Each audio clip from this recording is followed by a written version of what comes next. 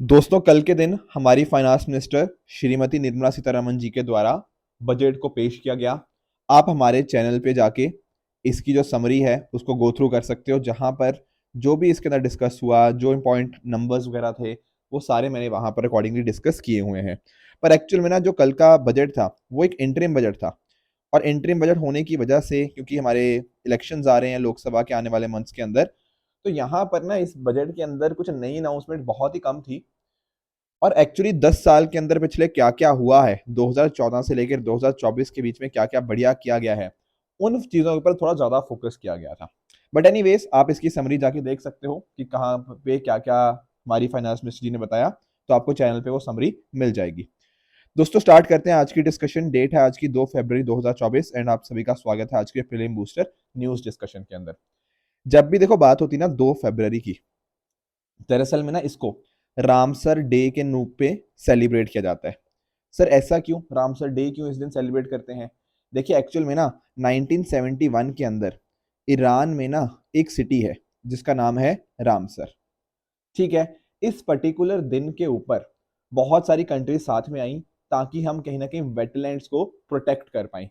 उसी दिन ये जो रामसर कन्वेंशन था ना, ये साइन किया गया था 2 फरवरी 1971 को।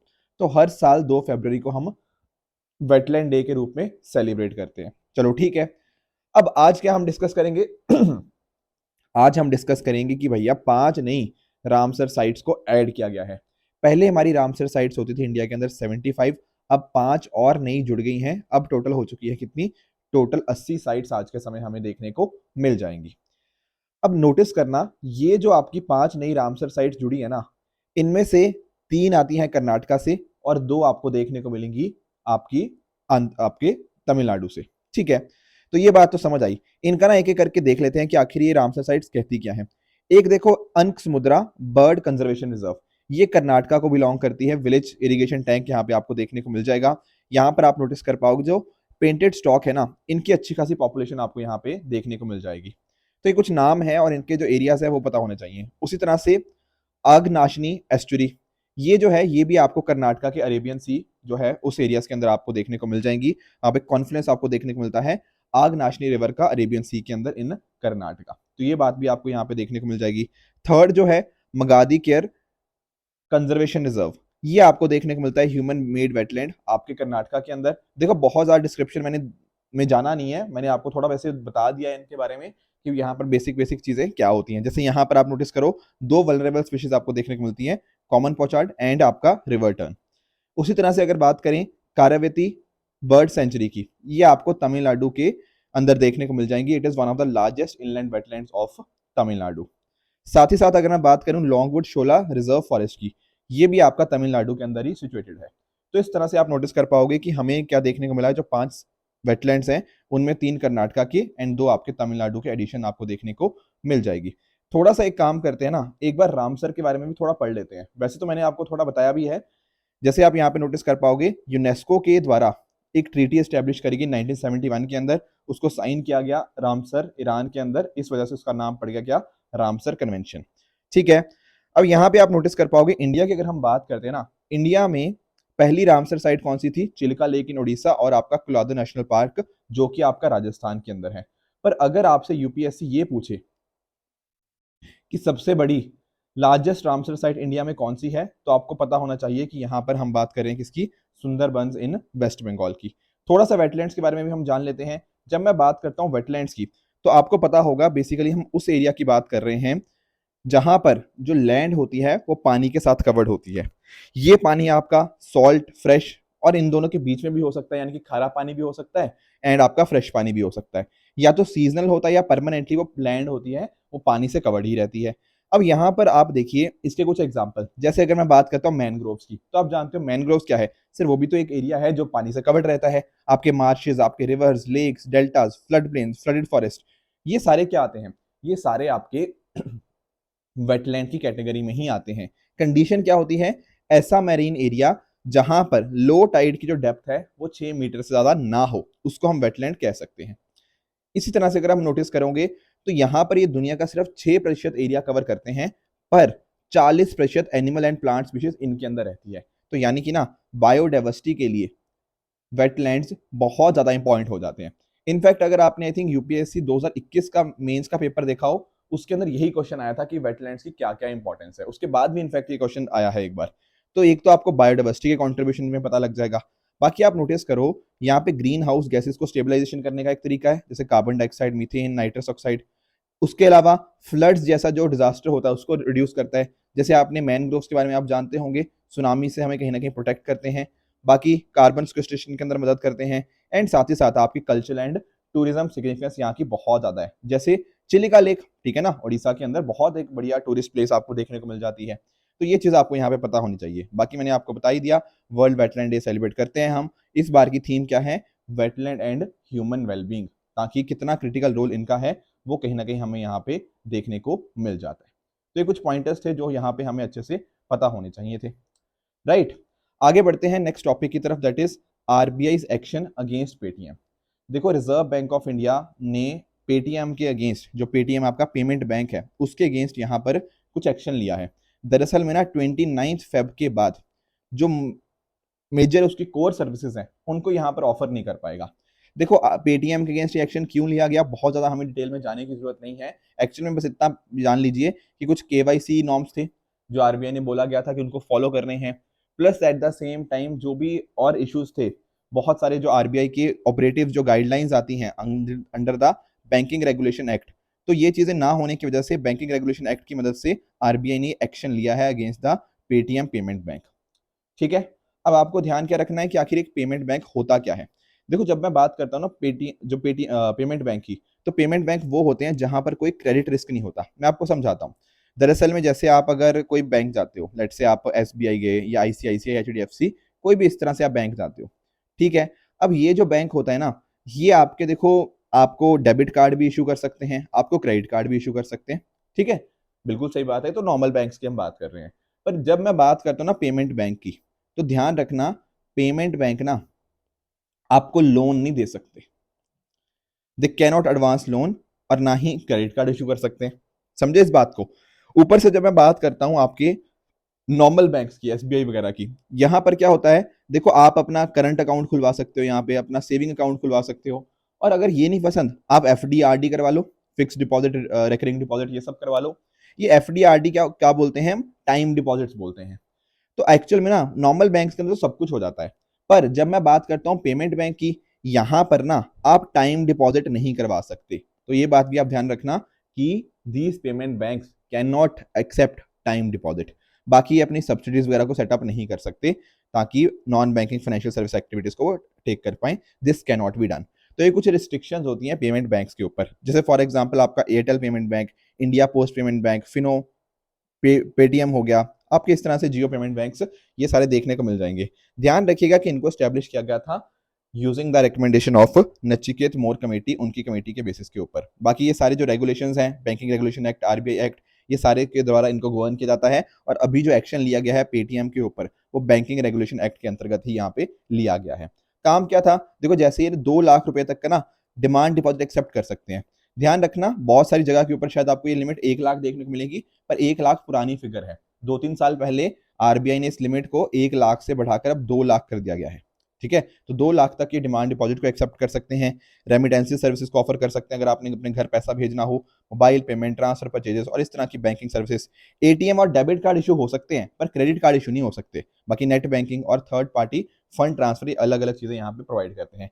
दरअसल में डिफरेंशिएटेड बैंकिंग का एक हिस्सा है जहां पर फाइनेंशियल इंक्लूजन को इंक्रीज किया गया है।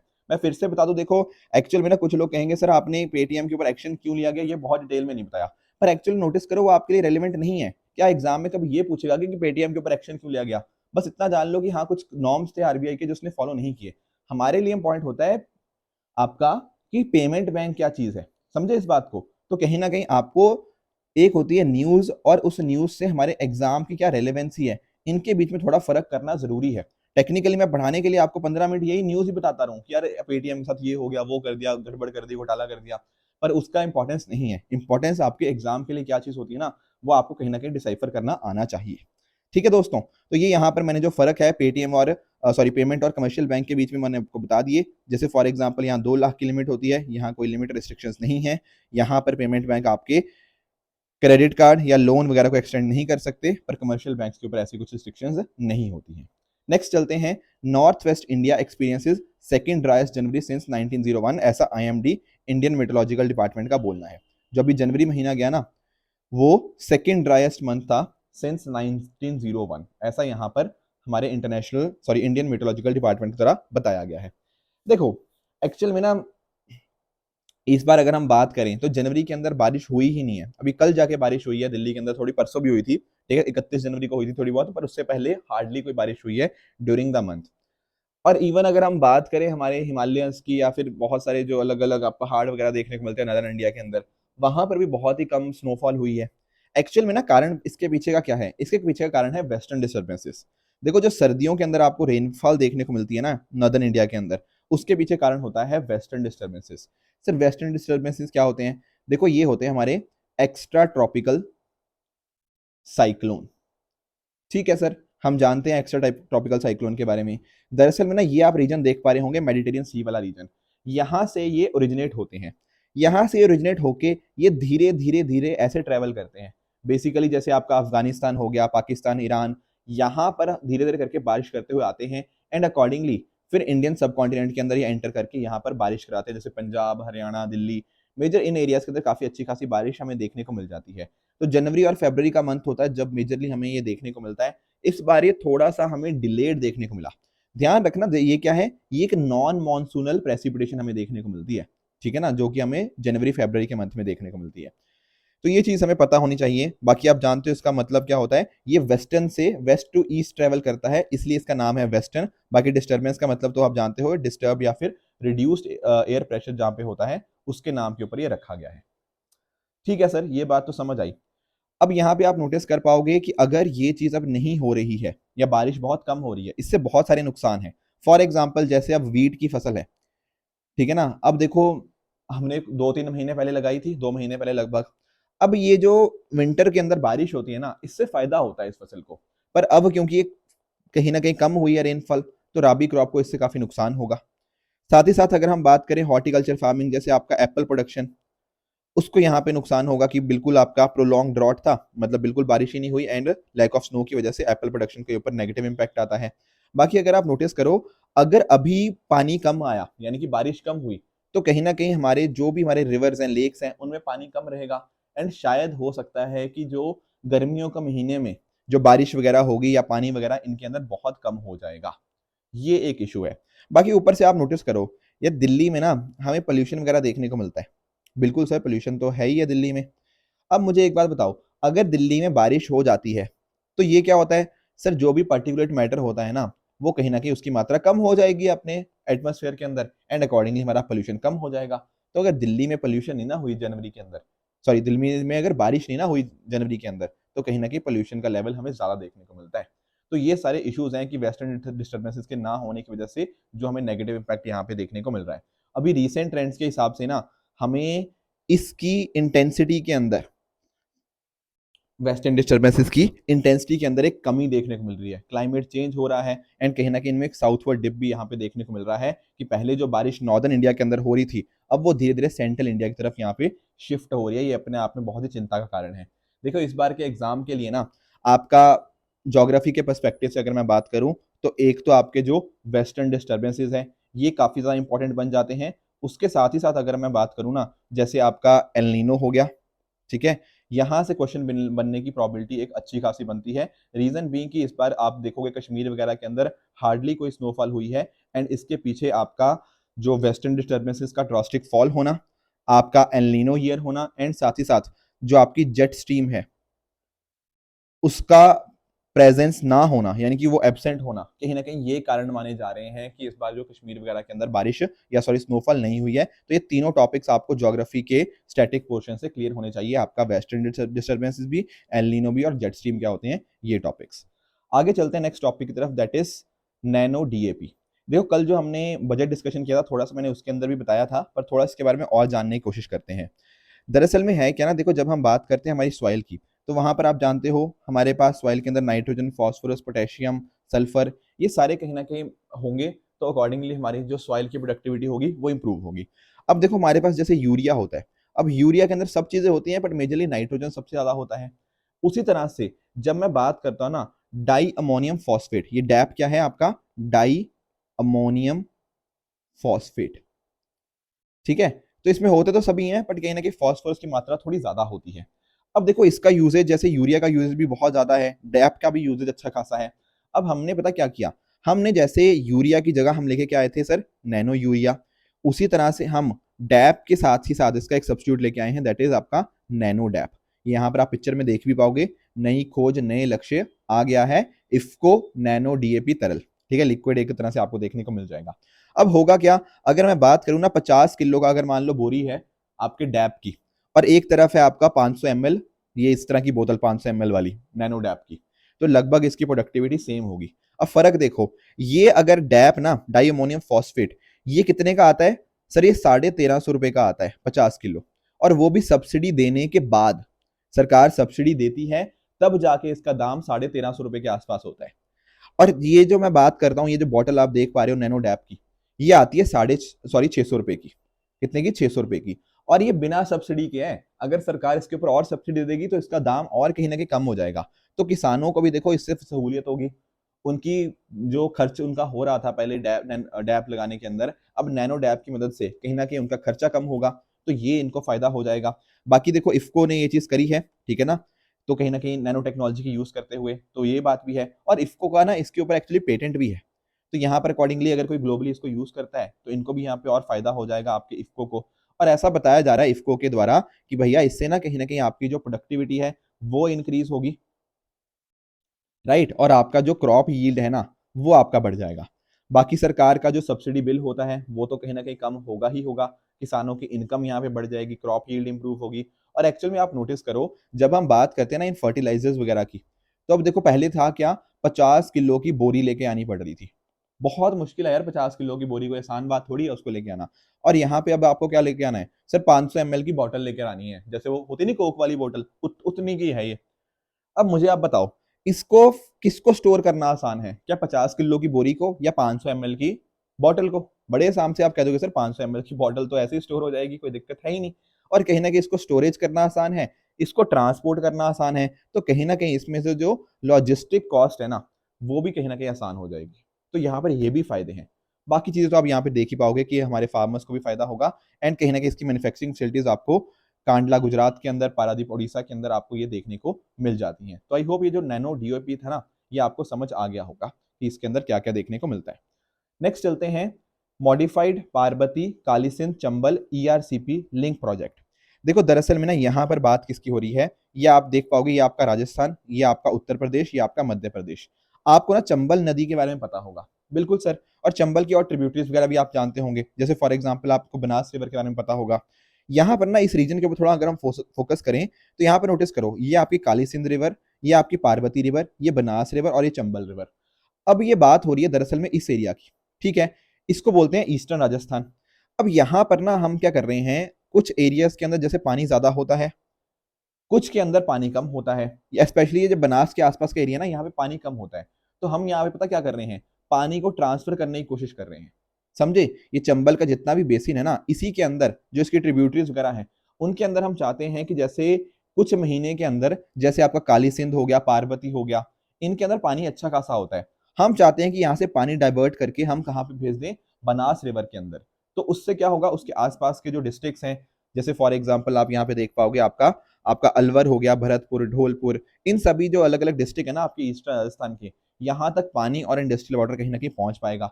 एक्चुअल में क्या है ना, राजस्थान का अगर आप नोटिस करो, राजस्थान हमारी देश का 10% लैंड ऑक्युपाई करता है, पर यहाँ पर सिर्फ जो सरफेस वाटर की बात है तो लगभग वो 1% है पूरी कंट्री का, और ग्राउंड वाटर 1.7% है। तो जब पानी इतना कम मिला है राजस्थान को, तो हमें कहीं ना कहीं कुछ कोशिश करनी चाहिए कि कनेक्टिविटी के माध्यम से, मतलब इनको लिंक करते हुए हम इंश्योर करें कि पानी सही जगह तक पहुंच पाए। तो ध्यान रखिएगा कि ये जो पर्टिकुलर पार्वती, कालीसिंध, चंबल है, ये तीनों नदियों के नाम के ऊपर है। लिंक प्रोजेक्ट क्या है, नेशनल पर्सपेक्टिव प्लान में से एक यहाँ पे हमें देखने को मिल जाएगा। इसको फॉर्मुलेट किया गया था ministry of water resources and central water commission के द्वारा इन 1980, ठीक है। तो इसके रिगार्डिंग प्रीलिमिनरी अभी स्टडीज वगैरह चल रही हैं, कैसे हम यहाँ पे कर सकते हैं, तो डेफिनेटली आने वाले समय के अंदर ये चीज जब हो जाएगी तो लोगों को बहुत ज्यादा बेनिफिट यहाँ पे मिलेगा। बाकी आप इंटरलिंकिंग ऑफ रिवर्स के बारे में जानते होंगे। 1980 के अंदर हमारा एक प्लान आया था, national perspective plan for interlinking of river. यहाँ पर 30 प्रोजेक्ट आइडेंटिफाई हुए थे, उनमें से एक ये भी है। बाकी आप जो एक केन बेतवा लिंक प्रोजेक्ट है वो पहला प्रोजेक्ट है इसके अंतर्गत, तो इसके बारे में आप जानते ही होंगे। यहाँ पर हिमालयन रिवर्स की भी बात करी गई है एंड कहीं ना कहीं आपकी जो पेनिनसुलर रिवर्स है वो भी यहाँ पर इंक्लूडेड है in this interlinking of river project के अंतर्गत। बाकी जैसे मैंने आपको बता ही दिया, ये जो आपका था पार्वती काली सिंह चंबल के बारे में, ठीक है, रिपोर्ट्स वगैरह यहाँ पे डिस्कस हो रही हैं एंड इसके हिसाब से आपकी वाटर सप्लाई भी मिलेगी आपके डिस्ट्रिक्ट्स को और इरिगेशन की फैसिलिटीज भी यहाँ पे इंप्रूव हो जाएंगी। ठीक है, चंबल रिवर के बारे में आप देख भी सकते हो, बाकी मैंने आपके साथ डिस्कस भी किया, जैसे बनास हो गया आपका, काली सिंध, पार्वती, ये कुछ यहाँ पे मेन ट्रिब्यूटरीज हैं। बाकी ट्रिब्यूटरीज तो टोटल अपने आप में बहुत सारी हैं इसकी। तो यहाँ पे इसका ड्रेनेज जो होता है, एक्चुअली इसकी जो स्टार्टिंग होती है इस चंबल रिवर की, वो आपके महू मध्य प्रदेश के अंदर देखने को मिल जाएंगे, जो आपकी विंध्यन रेंजेस होती हैं वहां से। ठीक है, भड़काला फॉल्स यहाँ पे आप देख भी सकते हो। बाकी इसका ड्रेनेज जो है वो मध्य प्रदेश, राजस्थान, यूपी, तीनों स्टेट्स में हमें यहाँ पे देखने को मिल जाएगा। बाकी यमुना को ज्वाइन करती है आगे जाके ये जलाउन डिस्ट्रिक्ट के पास। ये कुछ इंपॉर्टेंट पॉइंटर्स थे आज के डिस्कशन के जो आपको जानने चाहिए थे। आज की डिस्कशन के बेसिस के ऊपर ये कुछ होमवर्क दे रहा हूं, जिसका आंसर मुझे आप नीचे कमेंट्स में बताओगे कि आपके हिसाब से इनमें से कौन सा ठीक है, कौन सा गलत है। कल जो होमवर्क दिया था उसका आंसर डिस्कस कर लेता हूं। रातले हाइड्रो इलेक्ट्रिक प्रोजेक्ट ये आपका महानदी के ऊपर नहीं, ये आपका चिनाब नदी के ऊपर है, तो पहला स्टेटमेंट आपका फॉल्स हो गया।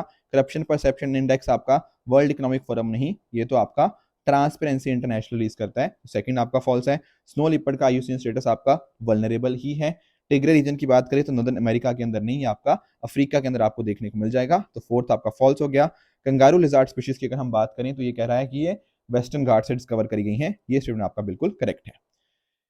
आज का होमवर्क क्या रहेगा सर एमसीक्यू के अंदर? पहला होमवर्क रहेगा with regards to FASTag. FASTag बार बार न्यूज में आता रहता है, तो डेफिनेटली आपको पता होना चाहिए। बाकी दूसरा होमवर्क रहेगा regarding IVF, in vitro fertilisation के बारे में आप थोड़ा बता सकते हो मुझे कमेंट्स के अंदर कि आपको इसके बारे में जानकारी है या नहीं।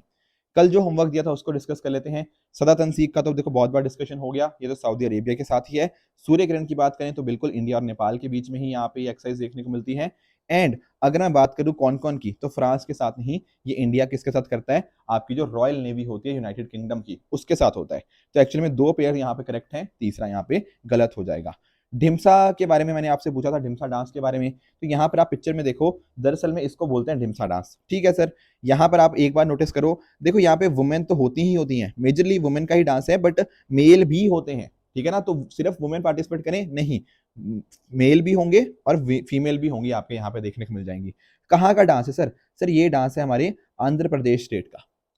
ठीक है, और एक्चुअल में ना आंध्र प्रदेश के अंदर आपको जो कोया ट्राइब देखने को मिलती है, कौन सी ट्राइब सर? सर कोया, KOYA, ये जो ट्राइब होती है ना, इनके द्वारा मेजरली परफॉर्म करी जाती है। तो यहाँ पर जो बात हो रही है ना कि पहला बिल्कुल आंध्र प्रदेश कोया ट्राइब है, वुमेन पार्टिसिपेट करती है केवल, नहीं ऐसा नहीं है। और जो चौथा स्टेटमेंट कह रहा है कि यहाँ पे कोई परकशन इंस्ट्रूमेंट नहीं यूज किए जाते, ऐसा नहीं है। यहाँ पर बहुत सारे जो ट्रेडिशनल इंस्ट्रूमेंट्स हैं, डप्पू, डुडुम्पू, ये सब यूज भी किए जाते हैं। तो एक्चुअल में आपके पहले दो स्टेटमेंट यहाँ पे करेक्ट हो जाएंगे, थर्ड एंड फोर्थ यहाँ पे आपका इनकरेक्ट होगा, तो ये आपका इसका होमवर्क बन जाएगा, सॉरी होमवर्क नहीं, इसका आंसर बन जाएगा। ठीक है, तो ये थी आज की डिस्कशन। अगर आपको इसकी पीडीएफ चाहिए तो आप हमारे Telegram channel PW only official पे जाके इसकी पीडीएफ डाउनलोड कर सकते हो एंड अपनी प्रेपरेशन को और भी बेहतर बना सकते हो। तो दोस्तों keep working hard, thank you very much for the discussion.